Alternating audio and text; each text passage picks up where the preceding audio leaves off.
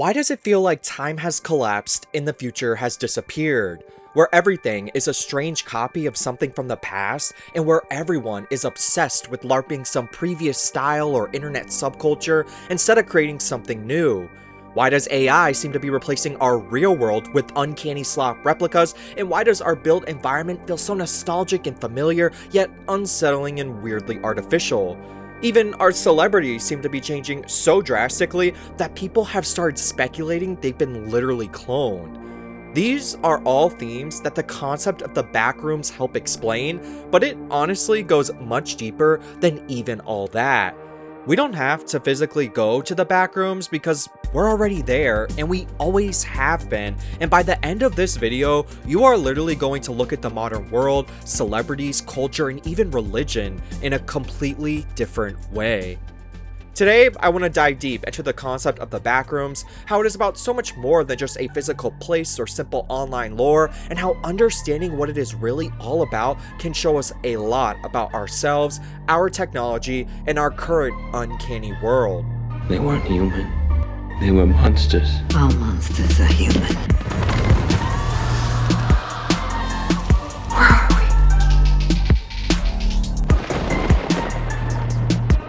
What is going on with all of these celebrities? The United States is f***ing ugly. It's every place that ever was.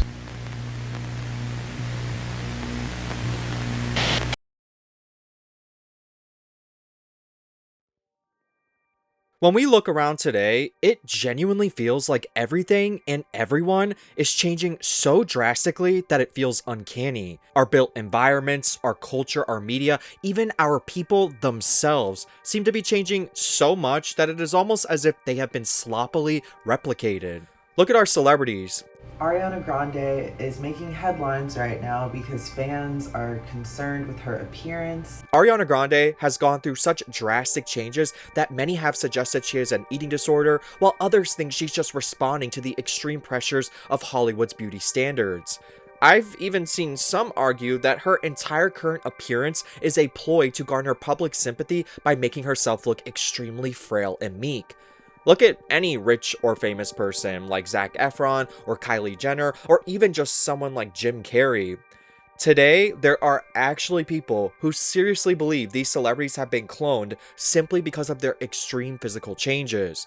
Now, obviously, these changes are not literally the result of cloning and are just reflective of the extreme, often strange beauty standards of the ultra wealthy, and it's actually also something that has always existed. In parts of ancient East Asia, black teeth were a sign of wealth and prestige, while in 17th century Europe, royal women would often use white lead makeup, which caused issues with teeth, hair, and skin. But still, it is almost as if what is happening with modern celebrity appearances is now also happening with our technology and AI. Instead of just individuals' bodies and faces going through uncanny transformations, AI seems to be attempting to completely transform our entire world into something artificial and off-putting too. But honestly, the craziest thing about all of this is not just that the Backrooms mirror our real world, but also that we are literally already in the Backrooms themselves.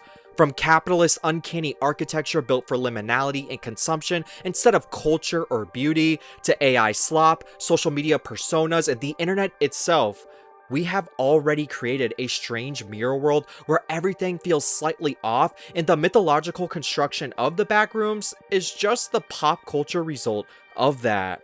I've been seeing another art trend on my feed. A user had posted this version of the Backrooms labeled The Sun, which was made in the style of medieval artwork. The piece implies that the Backrooms have always existed throughout the world in every period of time, and since then, a bunch of artists took that idea and just ran with it. Some of the coolest drawings I came across highlight the art styles of cultures around the world encountering this otherworldly place.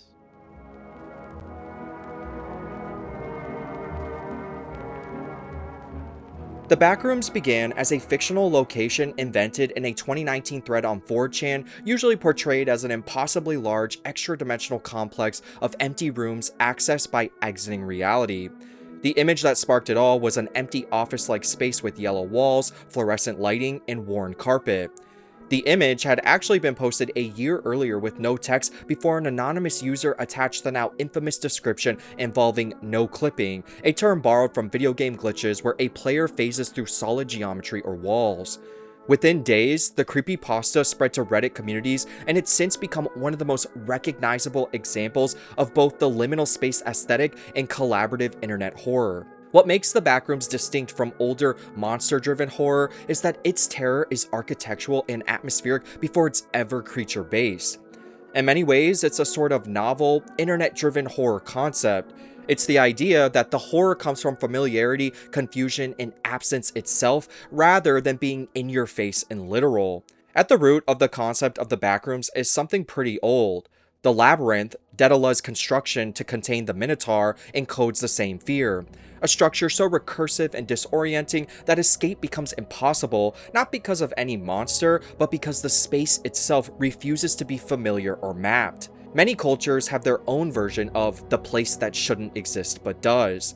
Japanese folklore has the kamikakushi, being hidden away by the gods, vanishing into a spirit-touched place and sometimes returning changed or not at all, and Celtic tradition has fairy rings and thin places, where the ordinary world briefly gives way to something else.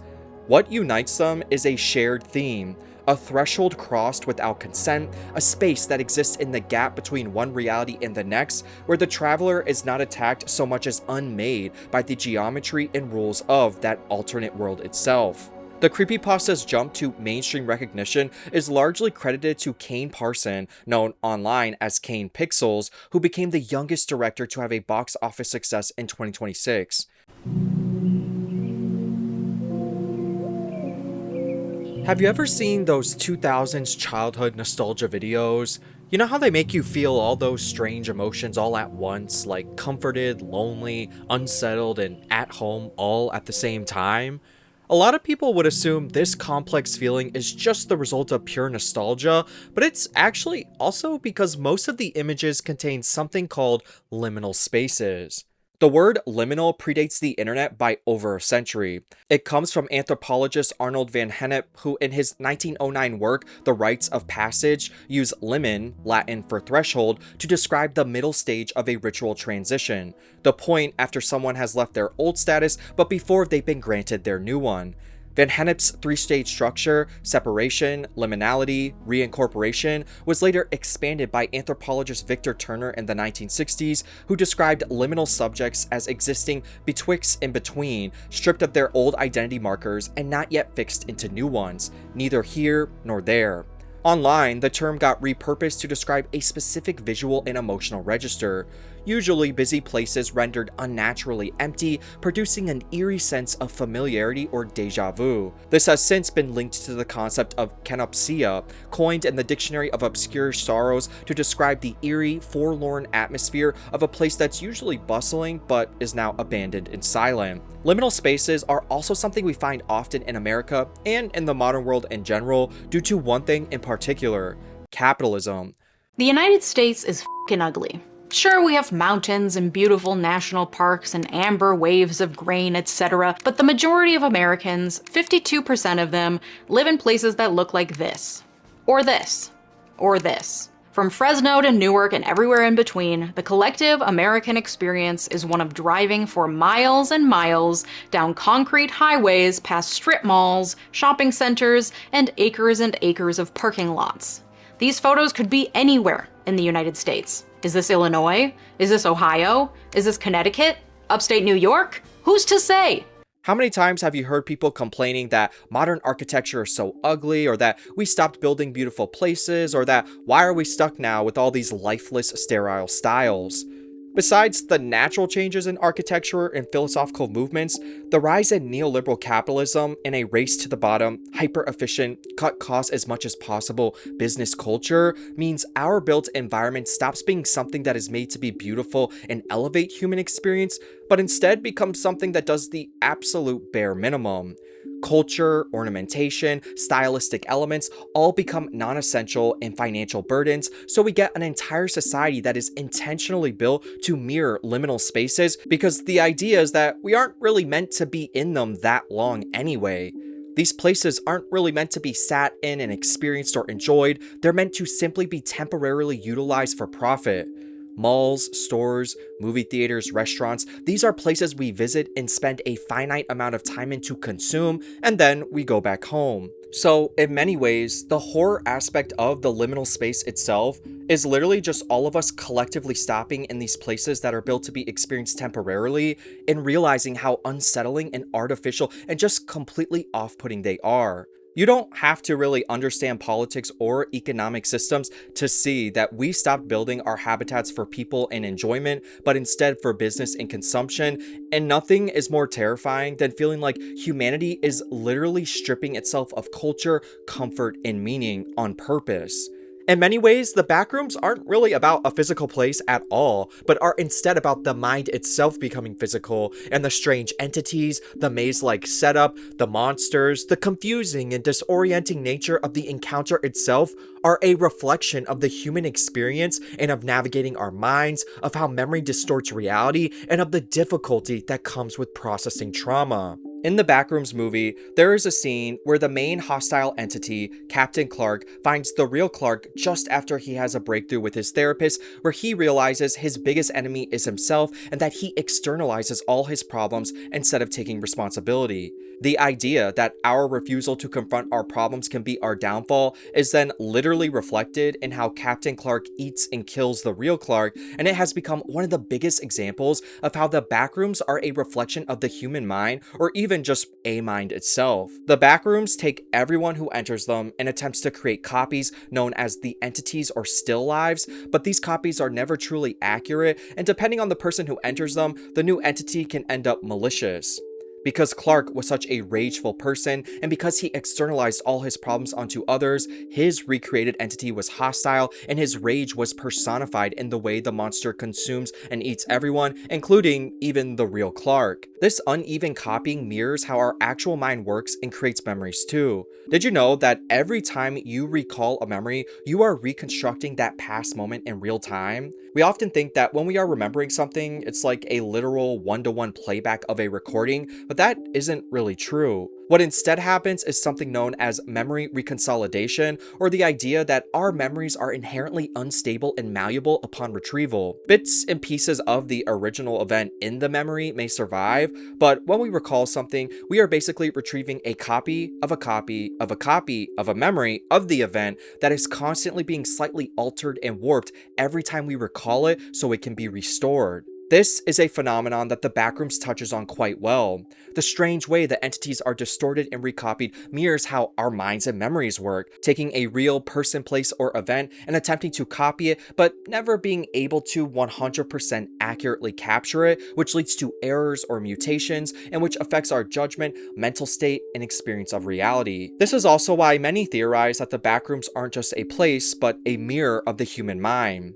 Everyone who enters it is copied, and as their memories and experiences are absorbed into the Backrooms, the place expands. The labyrinth-like layout of the entire complex functions as symbolic of the difficulty of navigating our minds and how we often remember bits and pieces of the past, and how trauma distorts our perception of reality and ourselves. Similar to the characters constantly attempting to understand what the Backrooms are, our minds are so complex that we often struggle to really comprehend and study them. In the 2026 film, the research group studying the complex, or Async, was originally an MRI company but found a way to access the Backrooms and intended to use the space for infinite storage. However, by the end of the film, we learn they are just attempting to understand what is even going on and that they haven't really learned much at all. This again mirrors the human endeavor to map and understand ourselves and our minds, and how even with all our advanced technology we have, we still struggle to make real progress. When you think of how the characters are confusingly forced to move around the entire complex, driven by pure fear and escaping some malicious entity, and how they seem to, at times, run in loops, you can see a direct parallel to mental health. Throughout the 2026 film, you hear the therapist talk about how we get stuck in loops and how to break cycles. As living beings, we are wired to be drawn toward pleasure and avoid pain.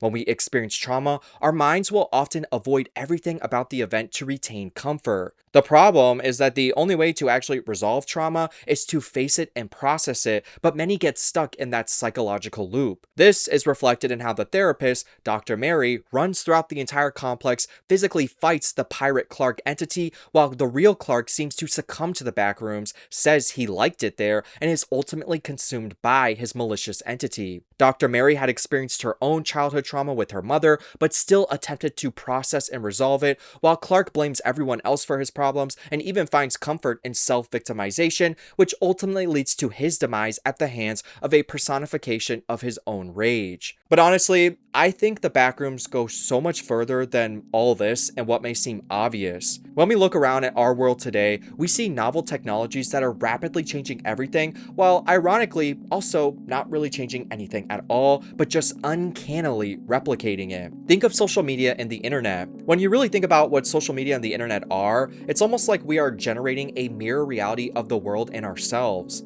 The internet is like this insane database that just keeps forever expanding, but only because we keep adding things from the real world into it.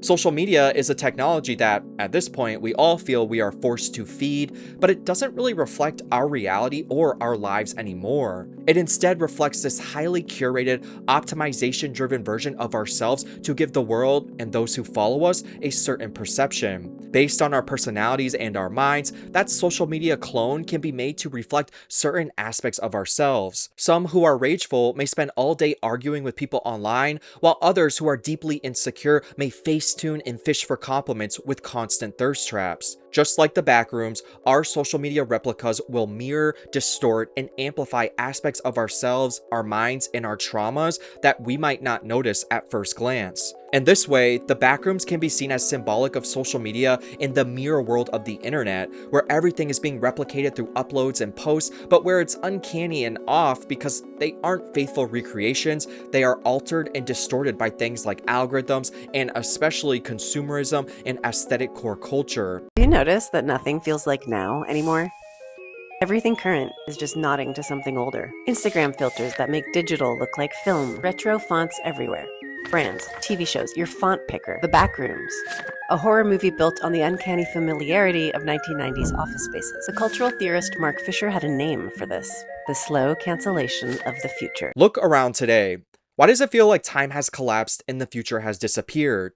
Where our music, our styles, our fashion, even our movies seem to be stuck on a constant loop, and where it seems like nobody wants to create anything new anymore. There are numerous reasons for these weird trends we keep seeing everywhere, including social media and the hyper-optimization of reality, neoliberal capitalism and a cultural aversion to risk-based novelty to maximize profits, and even just the way the internet gives us an accessible record of everything that came before, which leads to referencing the past far more often than the present. I've actually made a very long video on all those different reasons if you are more interested in that subject, but I also think all these reasons make the concept of the Backrooms even more fascinating. In the Backrooms, everyone and everything that enters them is endlessly recreated and distorted.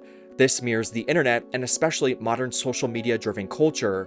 It is like nothing is ever really being created online, just uploaded and reproduced over and over again, which can lead to culture being rehashed and rehashed and rehashed until you end up with this hyper-real, uncanny reality. Think of how today, the 2000s and early 2010s are heavily trending.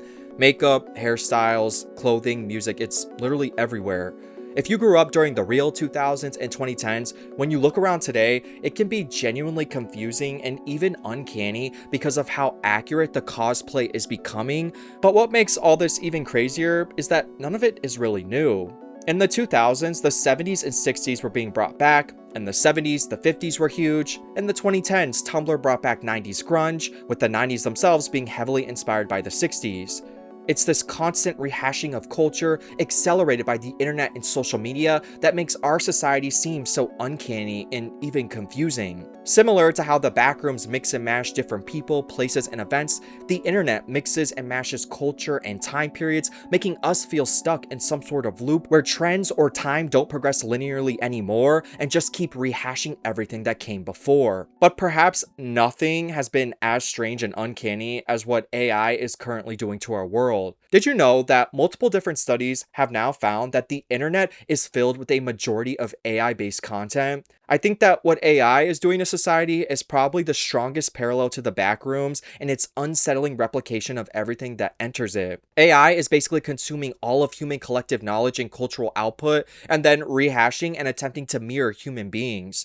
It leads to these insanely uncanny images, songs, and videos, and because it is so easy to make, it now dominates the internet. This leads to a feeling that our actual real world is being transformed into this uncanny replication of itself, like it's feeding on all of humanity in hopes of literally replacing us, but never accurately being able to. This domination of AI content over human-made content brings us to something known as the dead internet theory. The dead internet theory holds that the internet as a space of genuine human presence has effectively died, replaced by a hollow architecture of bots, algorithmically generated content, and engagement farms performing the appearance of human activity for an audience that itself is increasingly artificial. What began as a fringe forum theory now genuinely feels like a prophecy come true.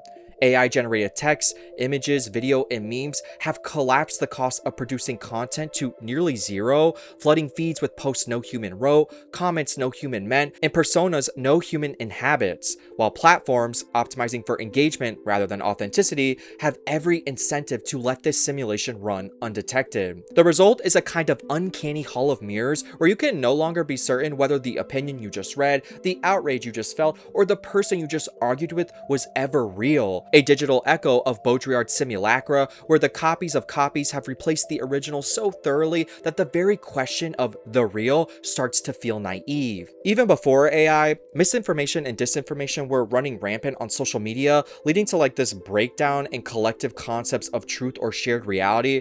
But today, AI has accelerated this to a new extreme, and the Backrooms mirror this concept pretty well. Like the distorted hallways or rooms and the weirdly inaccurate still lifes, AI is consuming all of objective reality and constantly attempting to replicate it, except it can't because it isn't human, and so it just ends up creating weird, unsettling dystopian content. But honestly, I think my most ambitious theory that the Backrooms represent is almost like a modern folklore religious mythology. It seems that as traditional religions continue to decline, we keep finding new ways to invent places or events or ideas that transcend the physical world. And this way, it is like the Backrooms are a reflection of our natural yearning for places that are beyond the physical and that challenge us to think about the world and ourselves in new ways. Religions and myths tend to have some sort of moral lesson, and the Backrooms also provide us with that. It's just that instead of things like spiritual punishment or reward, sin and virtue fought against and toward to please some sort of divine being or purpose, we ourselves become the focus, and the punishment or reward comes from our own flaws or progression. The entire concept of the Backrooms helps to reflect something that one of the first modern horror films from the 20th century captured quite well: Psycho.